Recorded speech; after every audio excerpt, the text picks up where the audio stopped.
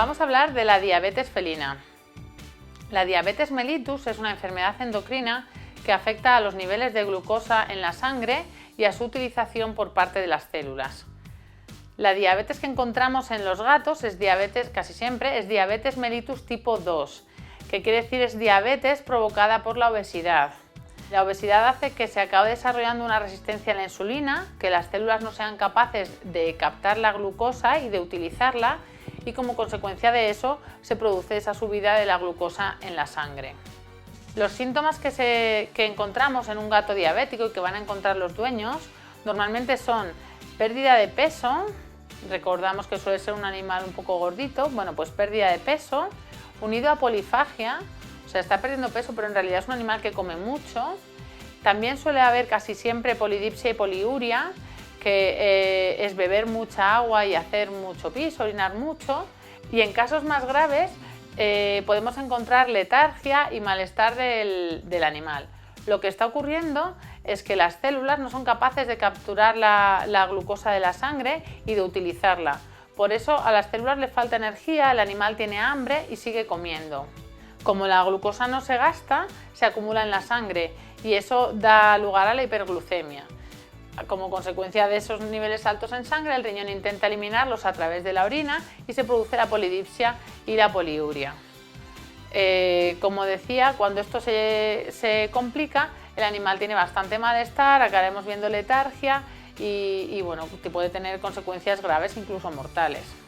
Cuando sospechamos por estos síntomas de que un animal es diabético, tendremos que hacer unas pruebas para confirmar el diagnóstico. Normalmente haremos un análisis de sangre y un análisis de orina para tratar de poner en evidencia esa hiperglucemia, esos niveles altos de glucosa en la sangre y la presencia de glucosa en la orina, que no debería estar ahí, la glucosuria que se llama.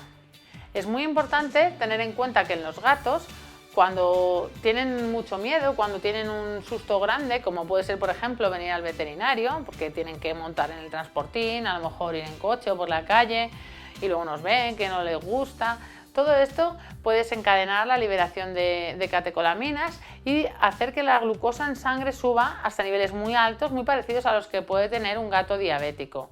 Incluso el día siguiente, después, habría glucosuria como consecuencia de esta subida tan alta de la glucosa en la sangre.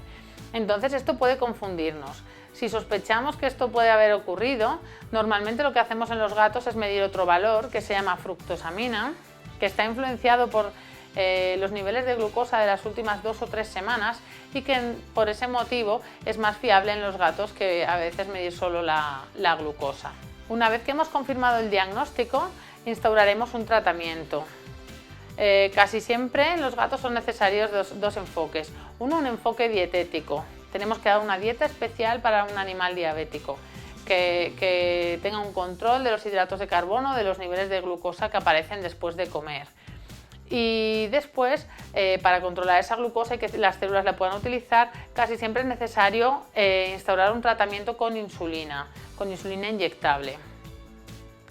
Es muy importante la colaboración de los dueños en este tratamiento, no solo por el tema de la comida, sino porque la insulina va a ser necesario inyectarla todos los días y entonces es muy importante que tengamos una buena comunicación con el dueño y sepamos explicarle cómo hacerlo bien. La insulina es una molécula pues sensible, entonces es importantísimo guardarla siempre en frío, que no se nos quede fuera porque perdería efecto. Moverla antes de inyectarla, pero moverla suavemente, porque si lo hacemos muy fuerte podríamos romper las moléculas. Y luego es muy importante explicar bien la técnica de cargar la jeringa y la técnica de aplicar la inyección subcutánea. Se ha comprobado que muchas veces el control de los gatos diabéticos falla porque es difícil conseguir que el dueño haga todo esto bien. Son cosas sencillas, pero el dueño se pone nervioso y bueno, requiere un proceso hasta que aprenden a hacerlo bien y con confianza. Y es súper importante para el control de la glucemia. Una vez que hayamos conseguido mantener la glucosa dentro de unos valores más o menos normales, ni demasiado altas, que pueden ser perjudiciales, ni demasiado bajos, que pueden ser incluso mortales en un momento determinado, pues tendremos un gato que podrá hacer una vida relativamente normal porque minimizaremos esos síntomas que hemos comentado.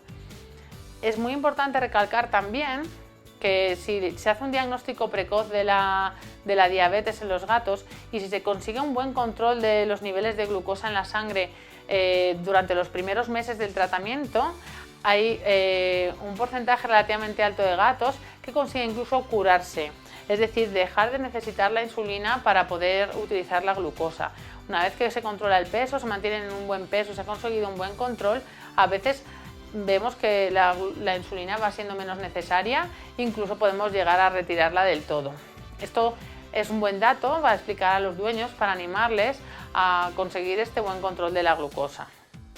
Entonces, resumiendo, la diabetes mellitus en el gato es diabetes tipo 2. Puede prevenirse previniendo la obesidad, que ya hemos dicho que en otros vídeos que tiene muchas consecuencias, pero esta es una relativamente frecuente en gatos y bastante grave. Entonces, bueno, la prevención con un buen manejo del peso en los gatos sería muy importante.